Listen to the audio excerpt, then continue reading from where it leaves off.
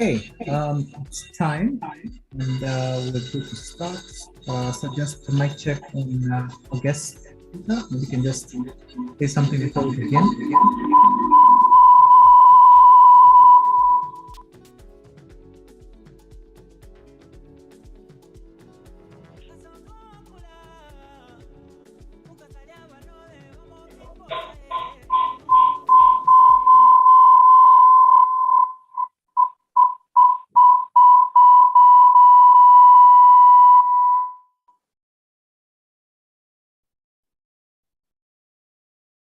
Okay, so we're doing a mic check with our guest speaker before we begin.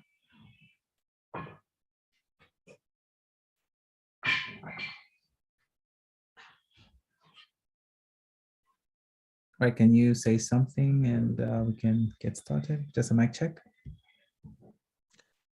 Is that for me? Yes. Okay, sure. This is your number here. All right. Okay. Okay, so welcome everyone, and so happy that we have our speaker. I was coming to speak about strategic thinking and problem solving for startups. So when we first approached, we really looked at the topic, and also he's very good at sees himself as a project manager or a qualified project manager who's worked on several businesses where he's currently at. And I know that you are currently in the US and you came to do a visit in Zambia as well. So seeking opportunity as well to work with businesses that work with startups. So it's good that we have someone who's coming in to speak to us about strategic thinking for startups. So these are very important lessons as we in our startup journey, because sometimes I was even chatting with speaker yesterday on how that we focus so much on things to do with putting systems in place and really, but we forget that there's also the experience, the soft skills that we need to have, and experience on project management as well, and that even how this kind of tools can also apply to businesses, even in running businesses as well. So hopefully that maybe this conversation and this conversation will make sense for a lot of businesses, and also to see what gaps and areas that businesses have, and what kind of skills as well can, what kind of leaders as well, or maybe founders as well, can also make decisions, or even lead the team. So you kind of like need these soft skills as well to also happen. So my name is George, and I'm the community liaison at Bongo Hive. And what we do is that we help businesses on different stages, and this is also one of them on which we help to see how best we can equip several businesses with the right skills and the right opportunities as well. So we say that we work with great minds and building viable solutions that change the world. So I'll hand over to our speaker, and our speaker can get started with the session. I know that people are waiting and they're anxious to hear what you have to say. So you can take it up now. Thank you. Hold on. Hi, can you all hear me? Hello, can you hear me now? Okay, guys. Yes, we can hear you just fine. Okay, we can. Perfect. Okay, my name is Inambal Lifanu. I am a project manager with the City of West Sacramento here in California. And I also have run this organization. It's called Pathway Consulting. And primarily what we do is we work with companies to just build pathways for them to be successful in their projects, specifically just a change of mindset, looking at every problem as an opportunity, and then walking them through their projects from inception through planning, execution, monitoring and controlling, and even all the way to the end. We do some training in regards to project management, problem solving, and we do leadership, we do business plans and project proposals and things of that nature. So we do a lot of things that just build potential in individuals and in corporations so that they can just be more successful. We're all about change. We as human beings were created to make a difference in life, to make an impact in life. And that's what our belief is, that every day that we live, we have to make a difference in everything that we do and everywhere that we go. We are not going to be spectators. We want to be participators in every aspect of the economy and of life. And so that's how Pathway Consulting came up. We partnered with Bold Image to do a couple presentations. The past 2 weeks, we were doing presentations at the universities. And it was an exciting journey and experience learning about, what the new entrepreneurs, upcoming entrepreneurs are interested in, and exactly where the thought process is. And so we're basically here to help. We're here to consult with you, to work with you in every aspect that we can, especially when it comes to project management, entrepreneurship, and just putting ideas on the table so that they can become a reality. So today, I'm going to be sharing my screen with you, and we're going to be talking about strategic thinking and problem solving.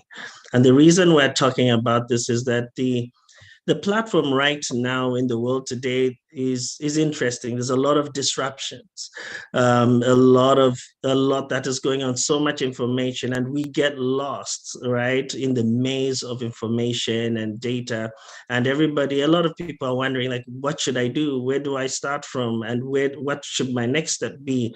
So this topic specifically is really going to help us just get that rightful mindset, that focus, and you'll be amazed at what we're going to learn about. And just at the end of it, I'm very sure, I'm very confident you have a whole different perspective of yourself and the opportunities that we see around us. And hopefully you can use these methods and tools in your businesses, in your personal lives, in your organizations, and in everything else that you decide to do. All right, so I'm going to share my screen. So starting to share screen, yes. And just let me know if you can see my screen.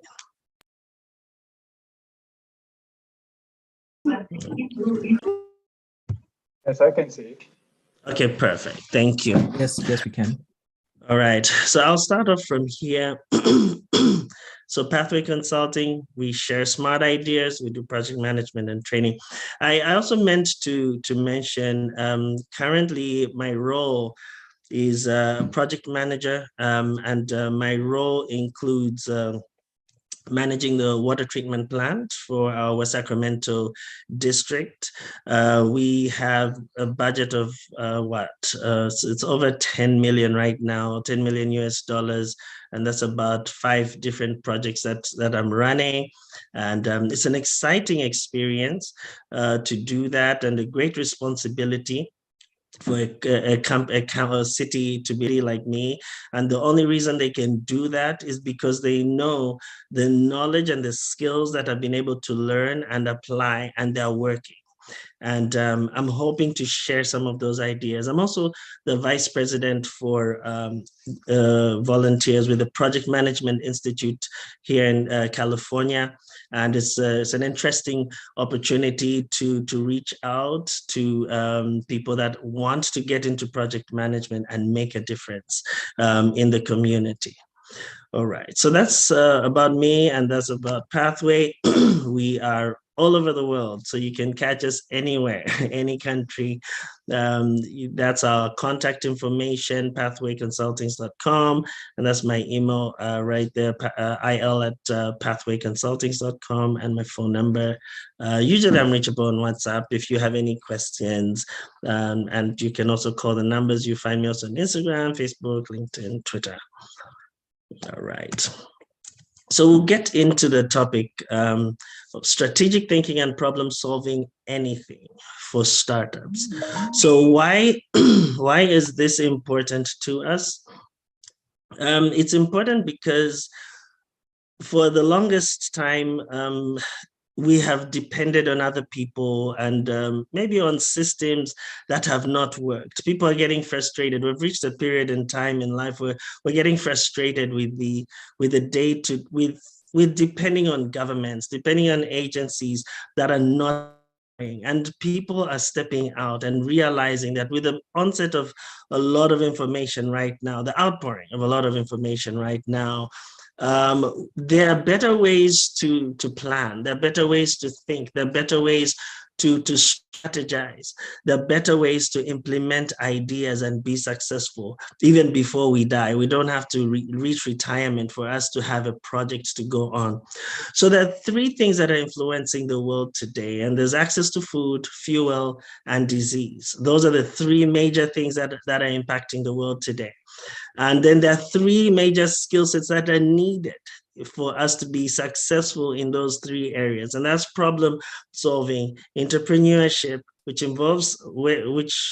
is linked to startups, and then healthcare. And you'll find out as we go why those are really important today. So I have these pictures here. They might not make sense right now, but at the end of the discussion, you'll realize these were problem-solving ideas people had, okay? They felt that, hey, they had so much going on in their bathroom. Let's make a little piece of equipment, stick it on the wall, and be able to hang our lotions, deodorants, or whatever we might have. Somebody came up with an idea to create a little box, right, to contain the combs, the brushes, and things of that nature. It sounds very simple, but these people were solving a problem. Let's look at this charging dock, right? Somebody designed that, and now it's being sold all over the world, and they're making money out of it because they're adding value. They've found out what the problem is, and they have created a solution, and it's working. Okay, there's another solution that is popular all around the world, especially in the US, which is basically a sleeping mask, which has Bluetooth connected to it and headphones, and you can go to sleep listening to music and connect that sleeping mask to your phone, and when you need to wake up, it just rings, and there you are, you wake up. So these are very simple solutions, right? We're going to talk about a bit more complex solutions as we go forward. And this is another one, right? A little brush for just shaving off, whiskers or little hairs off your clothing. So you now start saying, okay, so what does that mean to us today? So we face problems every single day, right? In our families, in our jobs, social networks, in our schools, startups, wherever we are, we face problems. The interesting thing is that we need problems. As human beings, we do need problems to see beyond our comfort zone. We'll use COVID-19 as an example. When COVID-19 hit, what happened? Everybody was now being more creative. Everybody went onto online platforms to perform the same businesses they would do naturally. They were more efficient with the online systems. People had to get creative. People were starting, there was a demand for sanitization. There's a demand for hygiene. What did we see? We saw people distributing more sanitizers, creating more sanitizers, manufacturing masks, distributing masks, going into online marketing and creating all kinds of avenues to transfer resources and services virtually. It created a whole boom in the startup industry, and also, unfortunately, yes, people died, but it created a whole big opportunity. And actually, they say that during the COVID-19, there was the biggest amount of entrepreneurship and even millionaires who were created. So behind every problem, there's a hidden treasure, there are hidden solutions and hidden benefits. If we look at GEM Consortium, let's see, there's some people who are waiting in the waiting room. I think somebody needs to allow them in. Let's see, admit all. All right. Okay. Okay, here we go. Okay, so we'll continue. Sorry about that. Yeah, so if we look gemconsortium.com, they have a statistic that as of activity in 2020, when there was the COVID-19 hit, there was an explosion in entrepreneurship all over the world.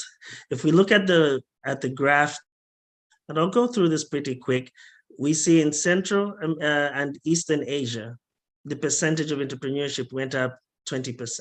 In Europe and North America, it went up just a little below 20%. Latin America, Caribbean, it went over 30%. But look at Africa and the Middle East. It shot up even so much more, up to 50%.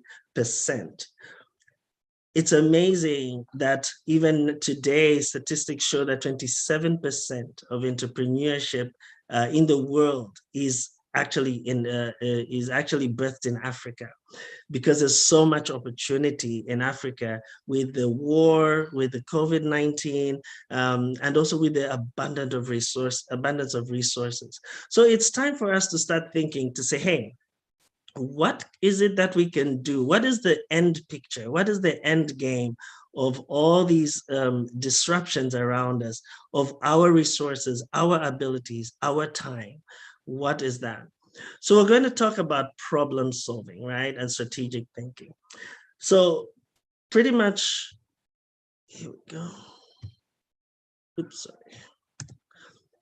These are the topics we're going to be covering. We'll look at what a problem is. We'll look at defining problem solving, the skills to use for problem solving, and different types of problem solving, the simple, moderate, complex, and the face-to-face and problem solving. And then we'll look at the skills to use, the barriers and the steps, as well as strategies. So there's this interesting concept about the left brain and right brain. So in science, and a lot of scientists have confirmed this, that as a human being develops, there's two sides of the brain. And each side of the brain has different functions. There's the left side of the brain and the right side. The left side of the brain has to do with analysis, details, sequencing, rational thinking, our verbal, which is our speech, caution, which is safety, planning, math, science, logic, which has to do with a lot of reading and studying in order to build understanding, and then vision. And it also controls the opposite side of the human body. And then the right side of the brain is more about thought, right? Holistic perception, random sequencing, emotions, the nonverbal gestures, the hand movements, the smiling, the winking, and things like that. It's more adventurous, impulsive. It has to do with creative thinking, with art and drawing, pictures, imagination, all right? And then it also controls the opposite side of the body. This is really important when it comes to strategic thinking and problem solving, because strategic thinking has to do with how you perceive your future of items and how you align each one of your tasks or your day-to-day activities to meet that specific goal. Problem solving is more specific. It's actually identifying a problem and trying to find a solution for it. So they are related, but then it's important that we know our strengths and our abilities. So this right brain and left brain thing is really a self-assessment. I'd like you in a few minutes, just maybe a couple seconds, just to find out, hey, am I more of a right brain person or a left brain person? Because there's a tendency for one side of the brain to be more developed than the other side, and it's normal. Some people are very good with visual learning. Some people are very good with learning through reading. So you never want to compete with somebody who has a different strength, because you want to always build on your strength. You always want to build on the strengths that you have and never compare yourself to anybody else, because you end up failing, right? So somebody who learns visually will just look at a picture and be able to interpret it, and they'll find their way. Right? Like say if they're trying to get to a location, maybe in town center, they'll just look at a map and they'll know their way. But somebody else who is an opposite, maybe a left brain, would want to study, would want to read the directions before they get there. So we each have to know our strengths. We each have to know what we are more inclined to and which area of learning is where we thrive most. So with that in mind, so what is a problem? So a problem, I'll just read this out. It's a matter or situation regarded as unwelcome or harmful and needing to be dealt with and overcome. Okay, and we see that in the very many statements that we make. Oh, I don't like my grades. What's going wrong? Oh, she'll never change. I have tried it and it's not working. I have a business idea, but I don't know where to start. What do I do next? Okay, I want to create an app, but then how do I start it? Where do I start it? Who should it be designed for? Who should it be targeted to? All right, so all these questions are questions that tell us that there is a problem. And like we mentioned earlier, every problem has packaged in it a solution. It has some treasure, it has benefit inside it. And we're going to find out how to tap into that using strategic thinking and problem solving. All right. Okay. Oops. Did I lose you? Are we still sharing screen? Okay, there we go. So what is a problem? What is problem solving? Problem solving basically is a journey from a current condition to a desired location. Can you see my screen? Yes, we can. Okay, good. Yes, I can. Okay, perfect. So it's a journey basically from a current condition to a desired location. Okay, we could also say it's finding a solution and shaping an understanding. right? Controlling and managing skills and emotions and knowledge to achieve a goal and manage a situation. It can also be looked at as an intellectual function that is influenced by just basically how we build habits and practice. Then it's also a specific way of thinking. That's what problem solving is. So characteristics of problems. So every problem that we face, be it as a startup organization, be it as a business, be it as a team, as a group, an organization, whatever it might be, it should have an identity. It should have shape, and it's measurable, it's controllable, it has patterns, frequency, and it's disruptive. The reason that we have to define a problem in this way is because we want to be able to develop the mindset of a problem solver, be able to look at a problem, identify it, and be very sure that when we are solving a problem, we're solving the correct problem and we're using the right method and strategy. So I picked up an organization that we are all familiar with. It's called Uber. In Zambia, it's called Ulendo. That's pretty much the same company. In different countries, it's called different things. But let's use Uber, for example. What did they do? They're an app developer and they're into the transportation business.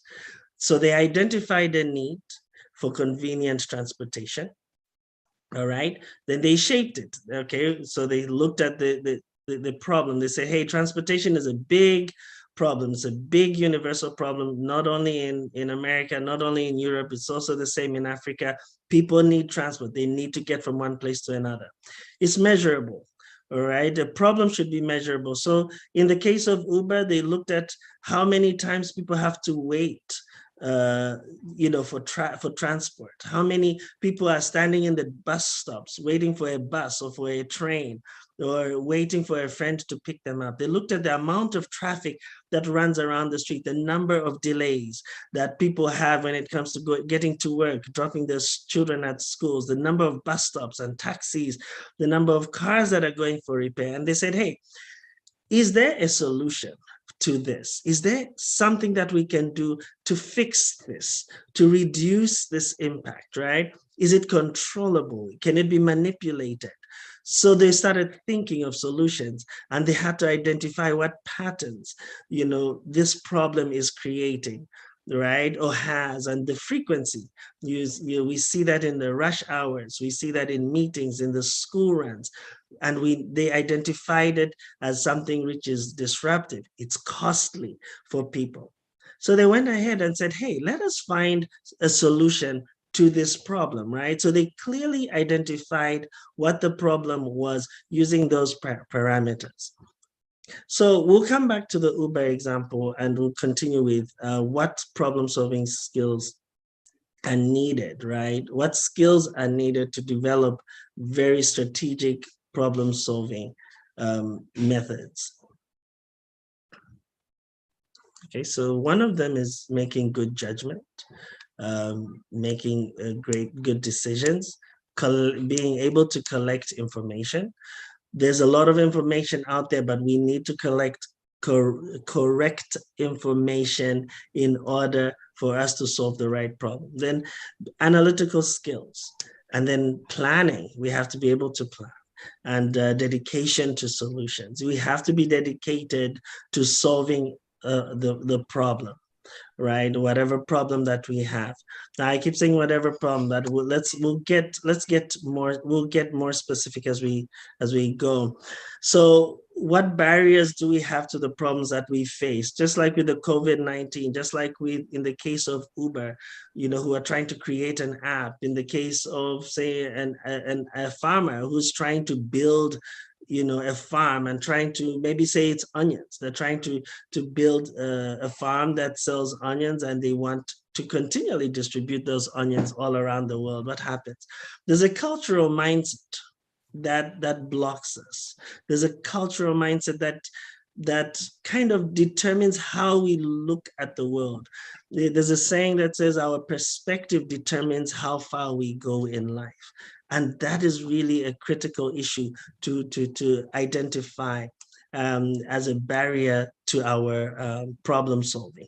Our personal habits, the things that we do, the things that we tend to just easily fall back on a daily basis, the habits that we develop, the friends we surround ourselves with, the thought processes that we allow to build even as we go day by day, the environment that we are surrounded with, and the fact that we allow ourselves to be passive and just settle in our comfort zones, making conclusions narrowly without getting sufficient information, failure to consider consequences before we take action, the lack of knowledge, how and why and what. Okay, so it's really critical to understand what barriers we have as we tackle challenges and problems that we face on a day-to-day basis. So when we talk of the mindset, we're talking of acknowledging a situation. What's the worst case scenario? List the benefits. Be honest about holding back, right? Be honest about yourself. Like, what can you do? What can't you do? Then accept the responsibility of the problem that you're handling.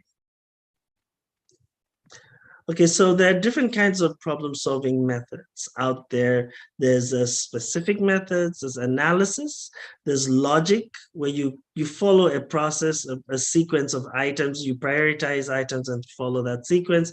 There's rational thought, where you just say, you know what, I think this is how it should go, right? Based on your personal judgment. Then there's intuition.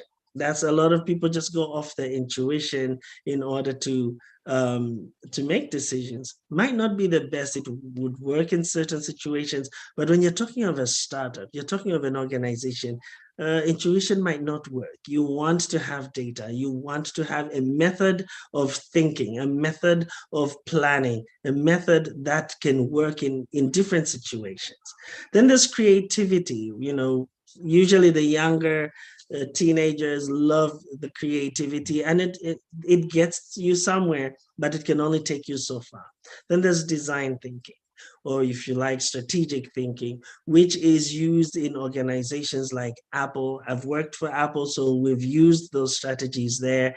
We've used those strategies in the state government, and even where the projects I'm working on now, which has to do with a lot of water treatment plants and facility and infrastructure, we use a lot of design thinking. And that is really what we're going to get into a bit more right now. So what is scientific thinking?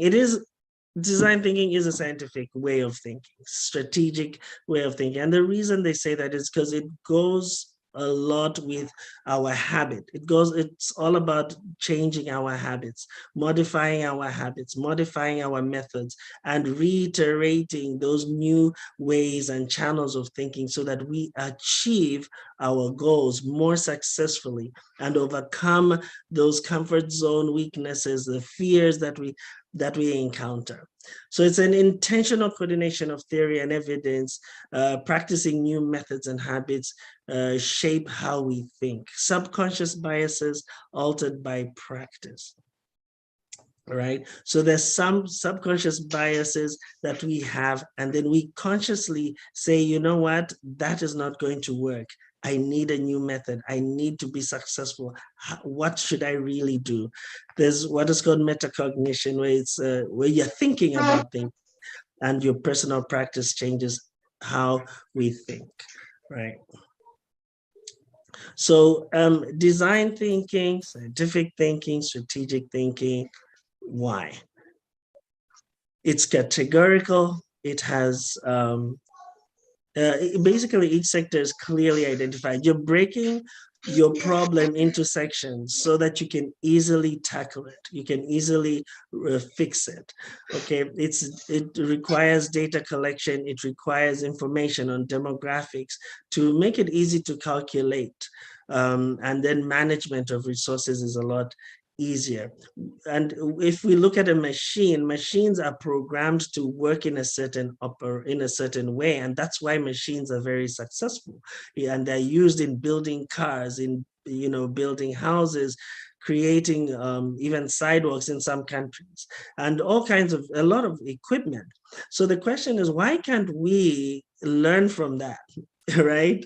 Why can't we build methods within ourselves that help us to be more effective so that we reduce the waste and start being more productive and more effective? So much of what we do is habit. So even right now, if I say, hey, could you brush your teeth, say you're right-handed, brush your teeth with your left hand, what happens? It's a bit of a learning curve because you're like, wait, I don't normally brush with my left, but it's going to take a while before you actually get used. It's the same as waking up. If you set you asked to wake up 5 minutes earlier or 30 minutes earlier than you normally do, it's a bit more of a challenge because you've developed a habit of waking up at a certain time. It's the same with eating. It's the same with organizing our rooms. I don't know if we all think about how we've left our bedrooms or our houses today. Is if we were asked to change it every other day, is it going to be a bit of a challenge? I believe so. And also how we manage time. So these are all different things that are all in our subconscious, in our habit. And there are methods to change the way that we do things. And we can tell from these examples that there are things that we do habitually. And if we can change those habits to more successful methods, more successful habits, we can actually change the results of our efforts. All right, so I'm offering a solution and really hoping that we can buy into it, right? And we won't say, hey, I'm too busy. Okay, so the problem-solving journey. So it all starts from what is called a predictable zone, right? Because we're now playing around with the brain. Every time that we have a problem, like say you're trying to build an app, okay? Maybe say we're trying to build an app that for an enrollment system for a university. We have a current condition, which is your predictable zone, and then you know what you want, which is your target solution. You want to achieve your target. But between your predictable zone and your target, you have obstacles, you have unclear territory, okay? And that is really what we're talking about. How do we get through those obstacles and those unclear territories successfully without being fearful, without giving up, without failing along the way? How can we build that app and be successful at the end of the day? How can we start that drone school, right? And make sure that we are successful at the end and we can look back and say, wow, I overcame those challenges. So it's all about our perspective. So we have the predictable zone, we have the target solution. So how do we get through this uncertain zone? If we think of these letters, IDEAL, ideal, and put them vertically, we can go down each letter just so that we can remember the steps that we'll take in problem solving. So these are strategic thinking, problem solving steps that we are going to be going through from now to the end. So I is for identify the problem. D is for determine your target. E is for execute the steps. A is for assess the results of your solution. And L is look back at what has worked versus what has not worked. And then with that information, you can standardize, create procedures, repeat, and reinforce. So we'll go through each one of these. And this is where the flesh of problem solving is. So identifying the problem. Anytime you have a problem, whether you're building an app, like in the case of Uber, they identified a problem. They said, hey, there's an issue here with the transport situation. So what is the problem? I'm using Uber in this case. You can use your specific startup or your specific business or situation, even if it's a relationship, to go through these questions. And these are very specific in helping you identify a problem and make sure that you are actually building the right problem statement for your issue. So what's the problem? When did it start? Is it measurable? What are the effects? What are the symptoms? Who does it affect? What are the trends? What are the error messages showing? Okay, what's really happening, or has it happened before? You might say, hey, this is just a bunch of questions, but guess what? If we look at, say, Uber in this case, we say Uber looked at what the problem was. They identified the problem as being a transportation issue. When did it start? They probably went back and said, hey, this problem has been there for 50 years, or ever since vehicles were introduced, or even beyond that. So is it measurable? We talked about it. They were able to see that this problem was there at the bus stops. They were able to see that the problem was there in the homes, in the families, in the schools. Every aspect of the economy had an issue. Then they looked at the effects and the symptoms. We talked about delays. We talked about, people getting frustrated with the delays that they're encountering, people being late. Okay, then who does it affect? It affects students, it affects executives, it affects startups, because you're not able to get your product to your customers. Okay, what are the trends? All right, so you look at graphical trends, statistical data to see where these problems happen more, usually maybe more in concentrated cities. So cities which don't have very good transportation networks. Then what error messages are you getting? That one can be more on the software developer side, right? But in this case, with Uber, error message might be, hey, people are complaining every day. Bus stops are crowded, or vehicles, there's a shortage of vehicles. And then what's really happening, or what has happened before? Those are really important questions. And I put a note on what's really happening, because that one takes us into a current situation. So what's really happening talks about what is happening right now. So when we are identifying a problem, it's important to include the aspect of the current situation. Define what's actually happening, what is observable, what do you understand about what's going on. Okay, because success builds upon success. If you identify the wrong problem, you get a wrong solution.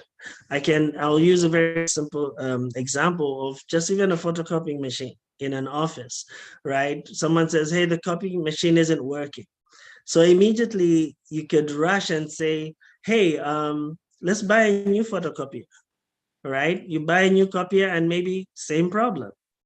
So you did it, that means we did not identify the correct problem. Maybe the power cord was removed when the cleaners were cleaning the office. Maybe there was just no paper in the photocopying machine. Maybe it's the ink that's gone out. Or maybe there is a power outage and you didn't notice that. Or maybe there was a short circuit on the main power line, and that cut off power to that particular power source. So identifying the correct problem is really critical in making sure that we are solving the correct problem as well. So correct solutions are effected, and then there's less waste when we understand our current situation. That's called lean problem solving, where we are actually eliminating the things that don't matter, the things that are not really part of the problem, before we actually take the next steps. If we don't really clearly identify what the problem is and the current situation, then we'll end up going firefighting, right? Where we're just making assumptions, going based on information from our thought processes, our old experiences. Then we'll repeat the same mistakes, and we might discard the things that actually have worked well. Then once you have clearly determined your problem, it is important to look at what our target situation is. And our target basically is what the final deliverable is. Okay, what does that final product look like? What are the milestones? So when we're looking at a problem, we should actually look at it from at the target, we should actually ask ourselves, what do we want to achieve? What milestones are there to get to that point? What's the timeline? And what are the resources available for us to meet that goal?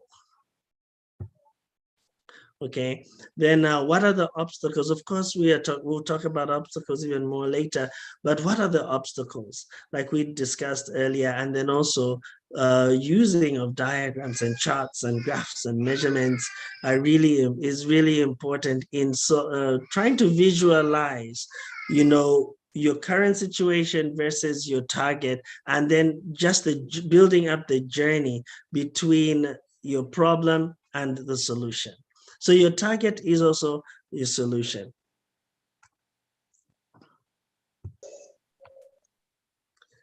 So in this, we have a couple of examples. I'll use Uber again. And in this case, Uber's target was to create an app that manages and controls transportation schedules and needs in a more flexible manner. That was their solution. That was their target, right? But then there was a journey to get there. They had to build those steps to get to that journey. Then in the case of Instagram, their solution was using graphics to communicate, using graphics to advertise, and using graphics to tell their story. In Zambia, you have Hot FM, which is they used media, right, and day-to-day issues to reach out to the population that needed that interaction, that day-to-day media interaction. Then we have Meanwood, they're into housing. They've solved the problem, right? Their target was to build houses so people can get homes and have affordable homes, have homes that are complete, that are reliable, and they didn't need to have to go through all the processes of buying cement and managing contractors and all, but they have a company, they've created a platform where you can just buy a house, you can own a house or rent it without going through the challenge and the process. So the journey between your problem and your target is your steps, is the journey of creating the steps, analyzing the information that you have, looking at what has been done before, what the requirements are, what resources are needed, identifying the alternatives that you have, the options that are available for you to achieve your target. And comparing alternatives between what could have been done, what can be done, and what might be done. And then also eliminating what can't be achieved. And then also we're looking at prioritizing, the steps. We need to have a step-by-step formula of how to get to the next solution, how to get to that that target. You have to be clear about exactly what you want to do and how you're going to do it, which steps are most important, which steps are achievable versus which ones need partnership or which ones need funding. All right, like say if you're trying to build an app, and then you might be asking, hey, what information do I have about my app? Okay, what has been done before? Has anyone built an app of this nature before? All right. What are the requirements for building an app? If it's in the healthcare, if it's in the finance area, what are the requirements? Okay, and what standards are set there? What resources do I need? Do I need more programming? Do I need different kinds of features? What features do I need? Do I need features that are attractive? Do I need color? Do I need some specific programming language or graphic design to ensure that my app is executed, right? I can make sure that app satisfies the target. So what options do I have, right? Can I outsource it? Can I do it myself? Or can I seek funding and have somebody build it, and I just provide the consulting? All right. And then, how do we prioritize those steps? That's in the execution. Then we go to the assessment, which is A. So did the solution work? Okay, so once you have completed your steps, then you go ahead and execute, right? You take action, and I think we mentioned that at the bottom. We take action. Then as you're taking action, you have to do an assessment each step of the way, even till the very end. Did that solution work? Compare the solution to what could have been done or what has not been done. Could we have had a better situation, a better result?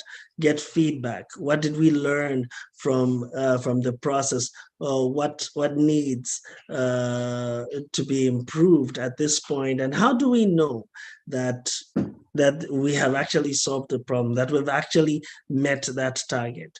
Do we need more resources or do we need more time? So that's in the assessment phase. And then we're looking at standardizing, right? When you look back, once you have completed your projects, you have solved your problem, then you can standardize your processes and then communicate those new solutions and test them and evaluate for better results. So really, that's the problem solving journey that any organization goes through, and these are processes that we implement on a day-to-day basis. It's really at a very high level. This can get deeper. You can go into it, and it's more exciting when you're brainstorming, when you have groups of people, and then you can actually, tear up a problem and look at it from different facets. All right. So coming to the African ecosystem, we can tell, and we've seen that it's all over the news, that the African ecosystem is increasing in prominence in the startup ecosystem. Actually, the ecosystem, the startup ecosystem is actually increasing in prominence. And why is that? It's because of strategic thinking and problem solving.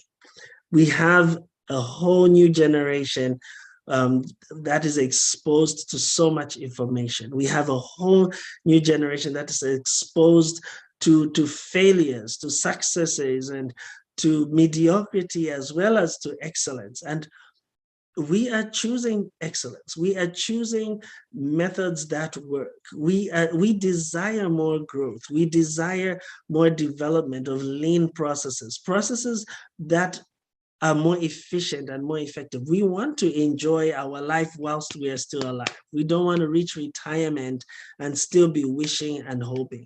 So that is the generation that we are in now. There's a bigger drive for performance. There's a bigger drive for achievement. There's a bigger drive for lean methods, which reduce waste. There's a bigger drive for strategic thinking, where we're looking at the big picture. We're focusing our time, our resources, our efforts towards achieving a goal.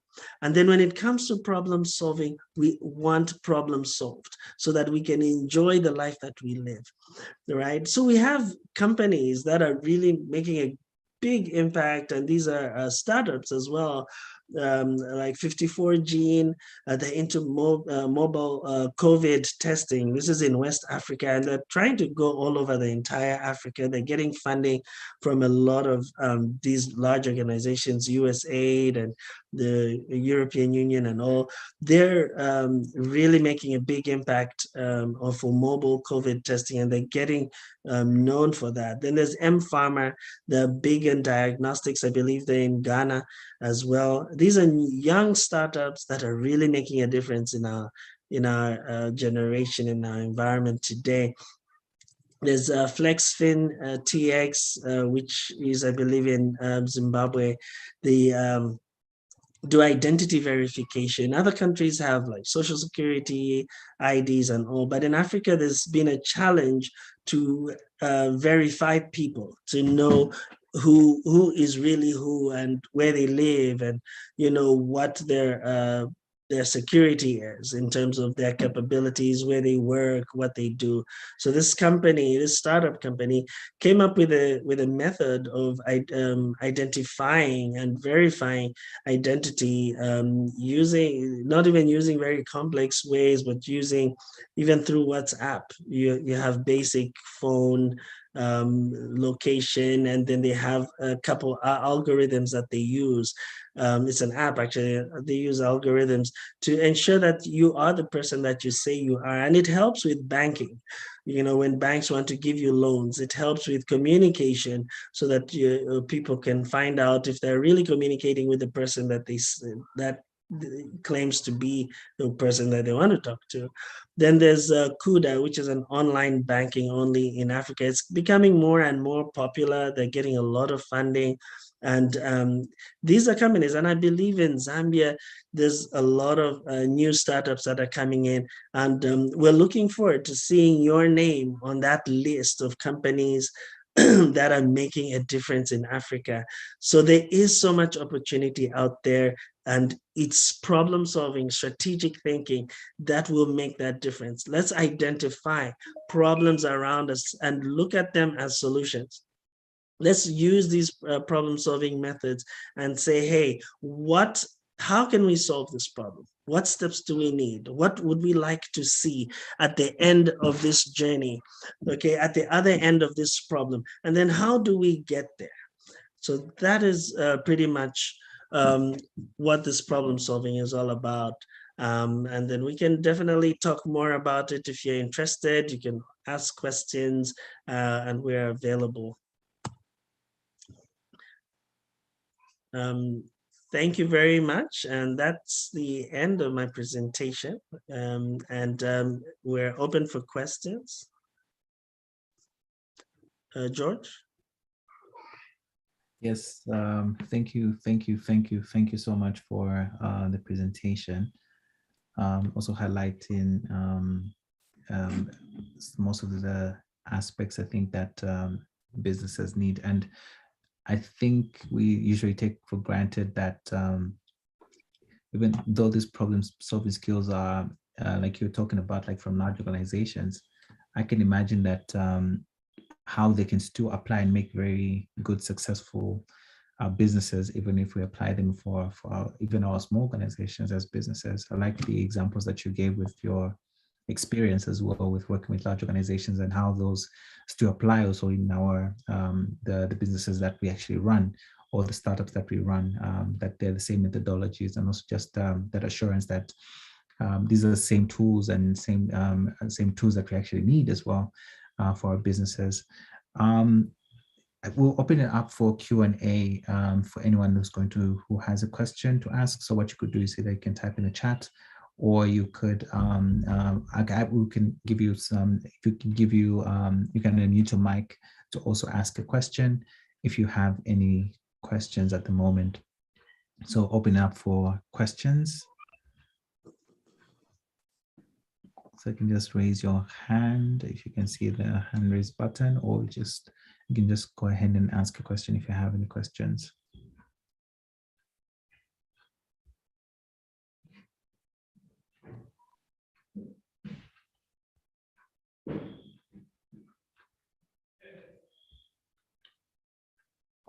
No questions? I sort of have a question. I was just curious with the design with the process of with one of the things that the areas that you highlighted on how solutions are being how the process is being done, and with regards to the team, and I can look at how a frustration can be with two-man team versus a large, not two-man team, but versus a team that's more like 5 people and above, and how that what really does it take to what would make a concrete team that can with the different unique skills that they need to have in that team that can help with the process, because you have your, even like you're talking about the right brain and the left brain. But just curious, like what are the important components that the team would need to execute something from start to end? And also what would the businesses actually be looking out for, and what kind of skills would they be looking out for if they are looking to hire, for example, especially when trying to look at this process, especially the design thinking process. I don't know if that's clear for you. Okay, if I got you correctly, you're talking of a 5 team, and everybody on that team has different skill sets, right? And how successful can they be in achieving a project with different skill sets? Was that correct? Yes, but imagine if it was a 2-man team versus a 5 team, and what sort of, like, with the unique skills that those need to have in executing a project. Because I can imagine that if you definitely need someone to be an app developer, you definitely need someone to be like a project manager. But I'm just curious to see what kind of skills are needed for that to be for project coming to fruition. Yeah. So that in itself is a problem, right? And that's ready to be solved. So I'll use a personal example. We in our group, we're the 4 of us who ran projects. Okay, actually, let me use a different example. I was part of another project management group, and we were 1, 2, 3. Yes, we were also 4, apparently, in that group, and we had a huge. We were managing 4 different facilities. These are facilities the size of UTH. Or maybe University of Zambia, 4 of those.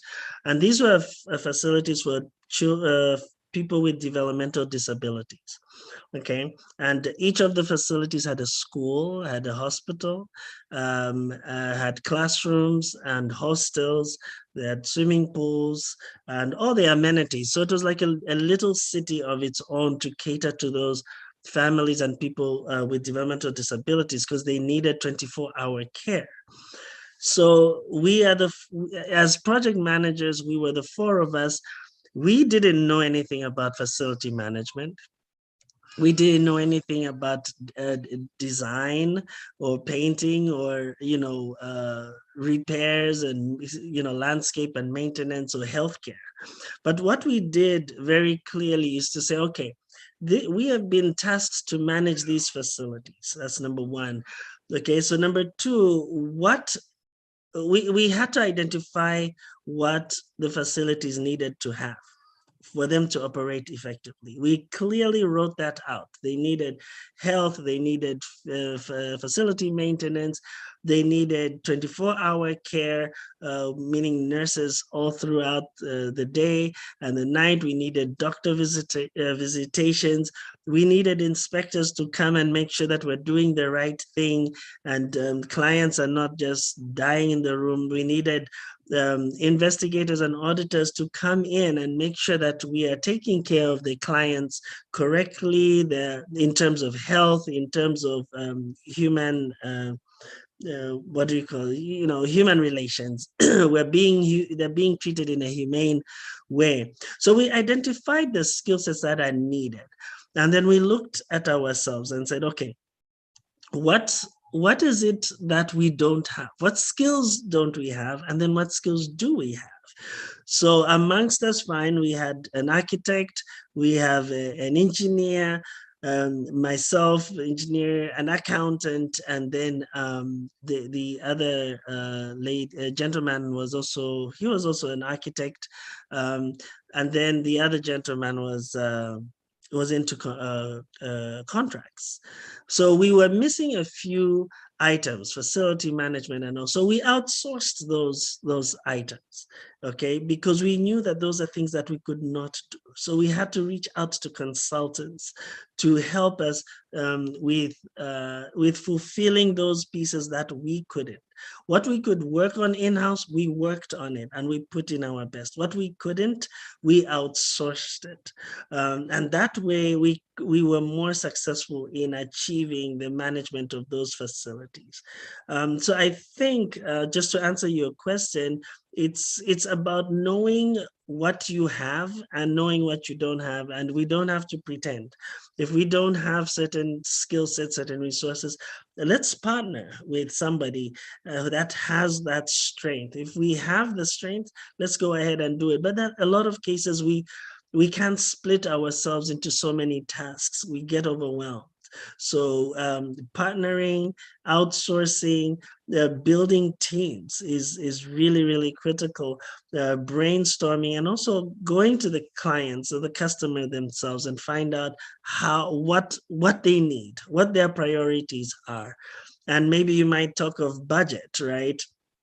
You know, if you look at the priorities of the client, you might find out that you can internally resolve some of the issues that maybe have budget constraint on you.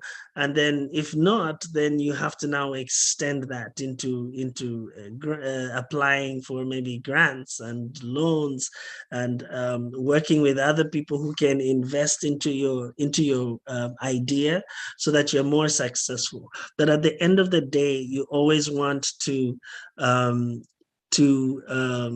present yourself correctly and be clear about what you can do and what you can't. I hope that has answered the question. Yes, I think I also like the bit where you said partner, because I can understand how even outsourcing might be expensive for for some businesses in terms of like outsourcing skills, because also that comes with the rate from an consultant, or maybe just more like a partnership can actually work best in some cases. But if there's ways to outsource, I can imagine that would be quite a fee in terms of like how businesses can still acquire the right skills as well. So thanks so much for elaborating that. Anyone with a question? We're still open for questions. So there's a comment in the chat that saying that this was a good example of collaboration, which is essential for innovative process that drives project management. Yeah, so that was a question. That was a comment on the example that you gave. Yeah. So I'd just like to add on to that. So when it comes to problem solving in itself is just a tool within project management.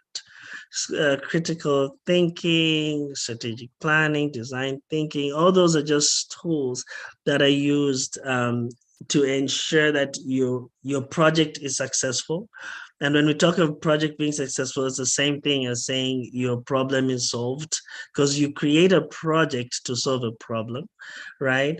Then also there's a solution. You build a solution to a situation that you're in, and it's pretty much the same thing. You're just looking at it from different areas. The methods of solving a problem or building up a solution, achieving a goal, they're all the same methods.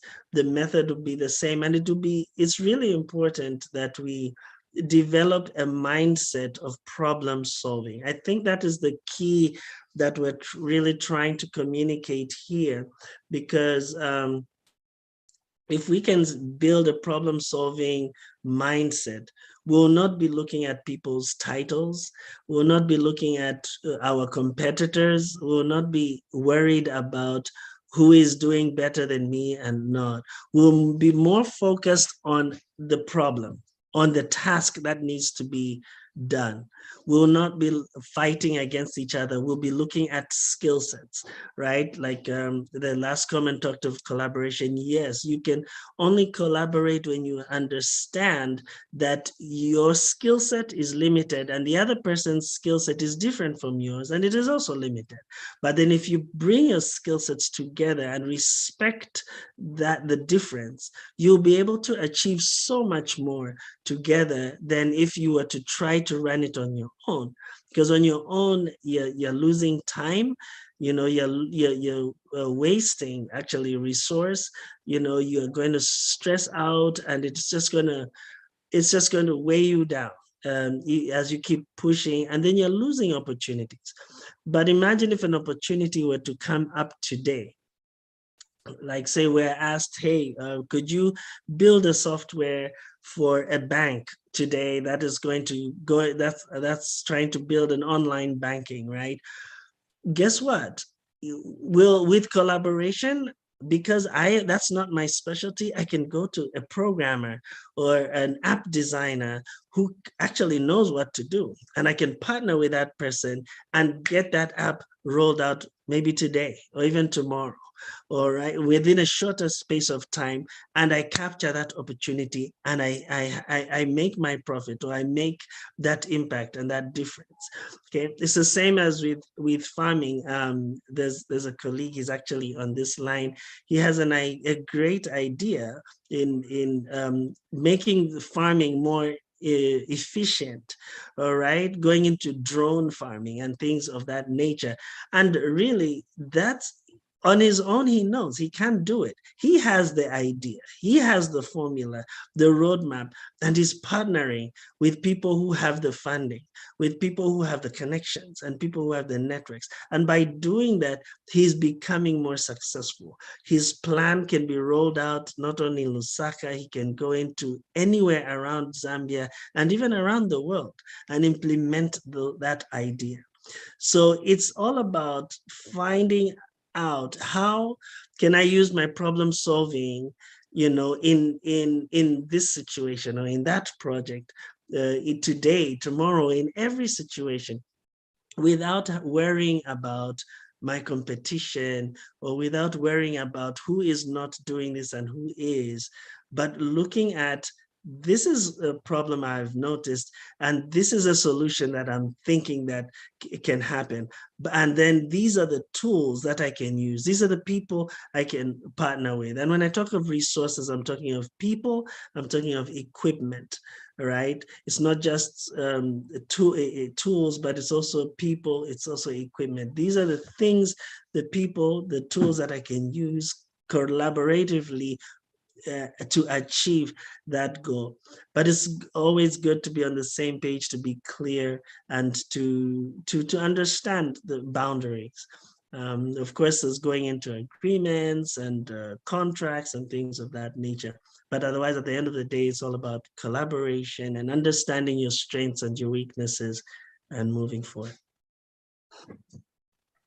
Thank you so much for that point. I'm also curious, where and I'm sure maybe it's taken you quite some time to learn all of this, but where can we begin? Where can we get started? I know this is just more like a presentation that's summarized in an hour, but if I would like to learn about like processes and systems as a business, where can I find maybe something that can help me? What would you recommend that I read, or maybe sites that I can go to that help with such with acquiring this kind of experience? As maybe if you have any recommendations, you can just help us out. Okay, there's a couple of books that I've read which have inspired me, and also I think it's just being inquisitive, right? Because I've always, growing up, I've always asked myself to say, how come? Because we grew up in an affluent neighborhood, and I'd always wondered, how come that family is doing so well, and it's easy for them, then what about me? What about us? And even growing up, those are questions I'd always asked. And it seemed like certain people had a certain way of thinking, that made it easy for them to be successful. And so it bothered me a lot. And when I went even through my bachelor's in finance and business administration, I still had the same questions. But then I moved into project management. I had a whole different perspective, because now I was working with organizations and companies that were very successful. They will sit down and come up with an idea today, and tomorrow they're already implementing the project. They can make a decision to build $1 million building today, and tomorrow they'll have contractors on ground building. So it's being inquisitive, and two, there's some books. There's one book, it's called 7 Habits of Effective People. It's by Steve Covey. That's a very, very, very good book. It just opens up a whole world of understanding. There's that one, and there's The Big Picture by Bob Carson. Those are people that have inspired me. And there are a lot of other books. There's also who's this? John Maxwell, right?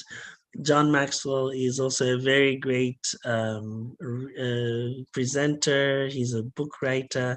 My wife is actually a partner with John Maxwell, and she does leadership trainings and presentations, and just that synergy with her as well has been amazing, because we brainstorm, we discuss, we talk issues, and find solutions. We do consulting together, and it's just amazing what information is out there that a lot of people have not tapped into. It's there that people just haven't tapped into. So it's a way of thinking. It's a way of thinking which changes your results. You cannot expect something different if you keep doing the same thing every day. If you want to grow maize, you can't keep planting groundnuts, right? You need to change the seed. And the seed, really, to tell you the truth, the seed is the information that you put in your mind. Okay, so if we spend more time watching TV and just talking, chatting on Facebook, that's just what will come out. But if we spend more time learning methods, learning processes, understanding principles, we'll definitely be more productive, and we'll start seeing different results. I definitely like your point on the 7 habits. I think that was one of the first books that I read, but it's too big. I couldn't complete it, but I liked the part where it shows about the image where you're not sure if it's the woman or the old woman. I don't know if you've seen that. Okay, yes. Yes. I think that was very, very quite a good experience, especially when you want to give some examples on that. So thank you so much for those recommendations. We have a question. I'm not sure who this is Inonge. Okay. She's asking, how do you protect your idea in the process of partnering? So many entrepreneurs are dismissed from the onset of sharing information to seek help and partnerships, yet some turn around and implement their ideas. So that's a question from Inonge. So that's thanks for that question, and that's a very good question. Truly speaking, that's a big challenge in today. In today's world, with people, everybody wants to be an entrepreneur, right? So when you try to partner, they steal your idea and then they run off with it. So I think it's all about, first of all, knowing what you want and being very careful with the amount of information that you provide to your partners. Be very clear about your final goal, but then if you can prioritize your tasks or prioritize your steps and clearly identify which steps need the partnering versus which steps don't, then it makes it it protects your proprietary information, right? It protects you from being either ripped off or being overtaken, and it also protects the information you have. You, when you're partnering, you don't want to tell your partner everything that you're thinking about. All right, you have to identify exactly which part of the business or the project needs partnering, and only work with that your partner on that aspect until you build enough trust to go into another aspect and then another. But I think it's very good to clearly define which areas need partnership versus which areas don't. Okay, I think that would answer. That's my perspective, and that's how we have done it. Even as a project manager, when we put out a bid, we don't tell our consultants or everything. We just say, hey, we need help specifically maybe with inspection, and our inspection should be electronic, electrical, mechanical, and architectural. Period. So we will just look out for somebody who will do that, and that's all they do. We won't tell them about our budget. We won't tell them about every other thing that we're doing, because it's not necessary, because we want to be lean. And I think what lean partnership is really important, where you just get a partner that will only cater to the thing you need help with, so that you can move on and you can build a better trust relationship from there. I can imagine that it becomes very, very hard for businesses to. I think that's also one of the biggest issues that we've also found, in that I think also the paperwork not being done in terms of like, okay, this is this is the agreement that we have, but everything just being in the air, not like for more partnership or more big paperwork that's been done. Also, maybe legal people to actually have a look at those documents as well, because also it's more, they can actually help when an issue arises in terms of like maybe something's very something that's illegal, maybe that maybe someone can actually take an idea. But those Yes. are things Yes, that you can I totally agree with you. Of course, yeah, once you identify that, it's always good to, yeah. especially if you know the value of your partnership. Yes, you can involve legal, somebody with legal background to look at the partnership, and also develop language which keeps you committed to the project, and also your partner committed to the project. You have, you call them, is it NDAs, non-disclosure? NDA, yes, now Yes. non-disclosure agreements, yes, those are very quite important to have as well. Yeah. Yes, it's good to have those, so that you don't share intellectual property. Then also, there are just some legal partnerships that you can get into, where your lawyer can just look at what you're doing, and even you can find out from them, is it worth getting into a partnership, or should I just outsource it as to a contractor who will just do the job and bring back the work. So there are different ways of looking at it, and those are important things to look at also. This is problem solving, right? So you have to write out all your options, and then find out which one works best for you. And legal help is a good way also of looking at it. All right. I think this would be our last question, or maybe, I don't know if it's phrased as a question, but this is from Lenga. He's saying that why do most partnerships end up splitting in the end? What should be done to protect synergies or synergy? Yeah, I think we talked a bit about that earlier, when we said when we don't clearly define our roles, we start stepping on each other's toes, right? Because but I think it's important to clearly define roles even in the partnership, and if you can agree, then put it on paper. Say, okay, this is what we agree, and these are limitations. I'll just say this real quick. In project management, whenever we're starting a project, we have what is called a project charter. The project charter clearly defines the constraints of the project, and also the what the project is not going to do, what partnerships the project will enter into, and also the assumptions that the project has. So it has various aspects, but one of them is the constraints. And it's very important to clearly define what the project is about and what it's not going to do. So that even when a partner comes in, they don't come in with all the interesting ideas. If they want to, those are things you can discuss, but make sure that in the project you clearly define what the project is about, whether it's going to get into political things or not, whether it's going to go into the reaching out to the homeless or not, or whatever it might be. Security issues and things of that nature, they need to be clearly defined.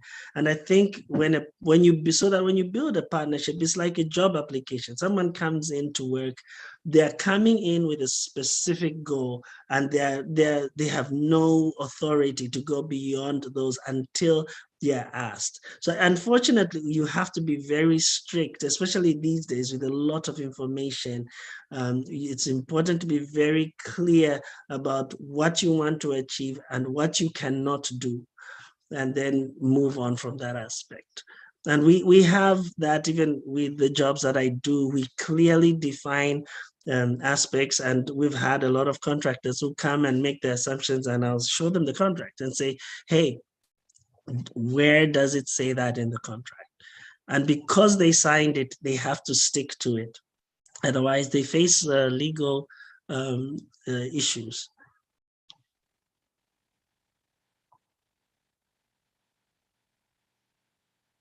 Okay.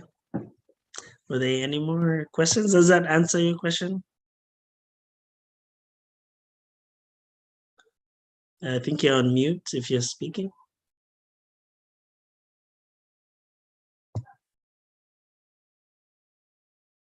I lost my network. Does someone wants to ask a question?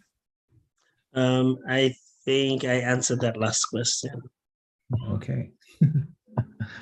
All right. So thank you so much for the presentation. And before we close, I'd like you to speak about I think yesterday on a conversation, you did mention that you'd want to continue. This is more like a formal engagement or a formal introduction to the type of work that you're trying to do, and also to how you want to help communities back in Zambia, especially entrepreneurs or anyone that's dealing with project management or anyone that needs that sort of help. So maybe you can just highlight on what your intentions are, on what your plans are as well, and just trying to see how best you can help businesses, or maybe you can help individuals in some of the skills that you're actually given. I think that would be important for you to highlight. My last question also is a very, very question that's even random, but outside the context, is what impact do you want to leave on this earth? Wow. Okay. I like the last one first, then I'll go in reverse. When it comes to, I'm very passionate. I'd really like, especially in this generation, whilst I'm alive, right, to make an impact where I'm able to provide guidance to young people, organizations, businesses, to be so that they are more successful and more impactful. I don't see any reason why we should live 50 years, maybe 70 years or 80 years, and die and not leave any legacy and not leave any impact or any change in this world. If we are going to build a school, let's build a school and change a life. If we are going to build an organization, let's do it right. If we are going to encourage somebody, let's encourage somebody so that that person is a better person, right? If we are going to do anything at all, do a project, let it be a project that makes a difference. Let it be something that impacts life. Our lives are too valuable for us just to live them without any purpose. They have to be purpose driven, and we have to make the best of our lives. We have been given so many abilities, so many options, and believe me, it's not worth just letting everything bypass us. I think it's important that we make an impact.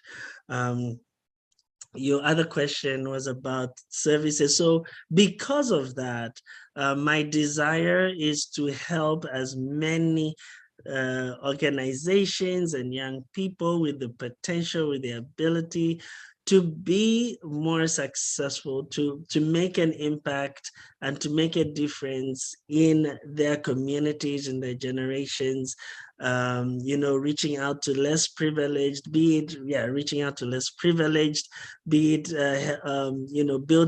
providing resources to the homeless or to the disabled, or building apps that make organizations, banks, and all manner of companies more effective in communication, even in agriculture, helping with ideas that build, sustainable solutions that make a difference in our environment. I'd love to see more production. I mean, I've lived in the US long enough to see the development, to see the organization, the structure, and I'm always crying for my country, for Zambia, to say we can do this.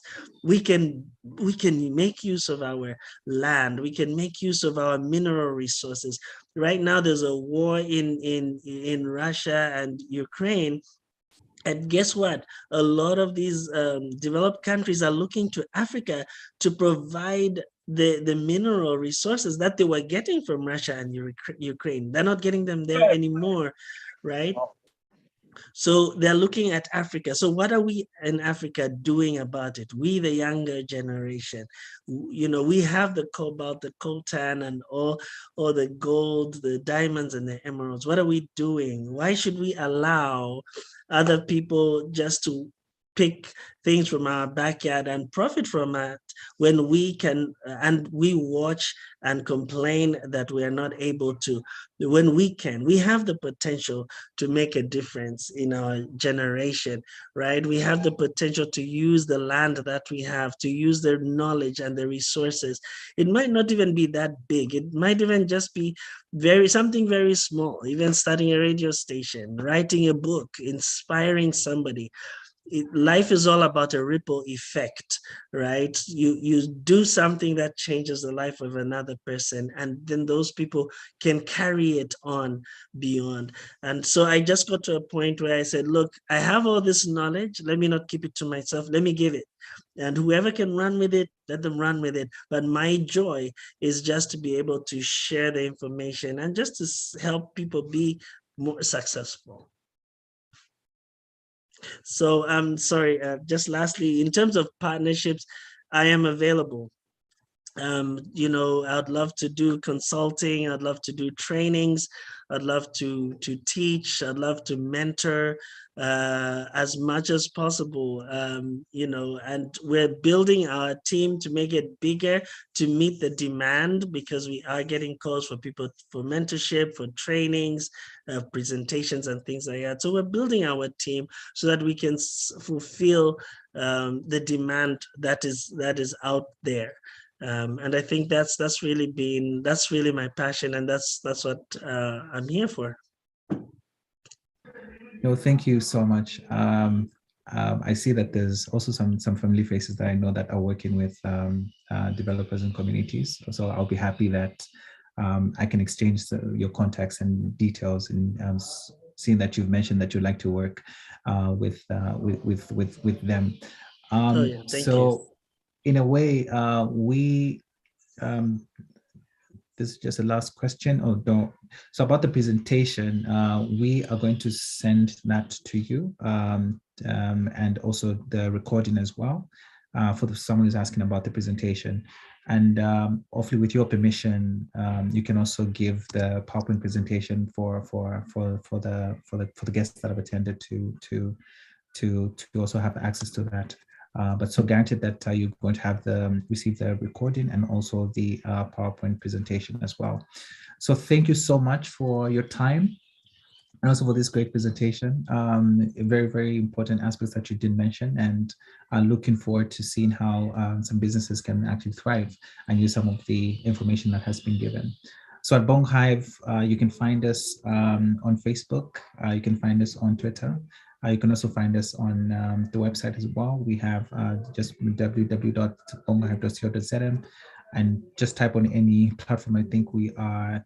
I think it's just more like we are on almost every platform that we can that you have access to. So you can find the information. You can find most of the recordings. There's also some future events that we're going to have as well. So from the speaker and from Bongo Hive, we thank you so much. And what we always say at Bongo Hive is that we work with great minds, building viable solutions that change the world. So thank you all for attending, and we'll see you next time. All right. Thank you very much, George. Really appreciate you at Bongo Hive, and looking forward to working more with you in future and more presentations.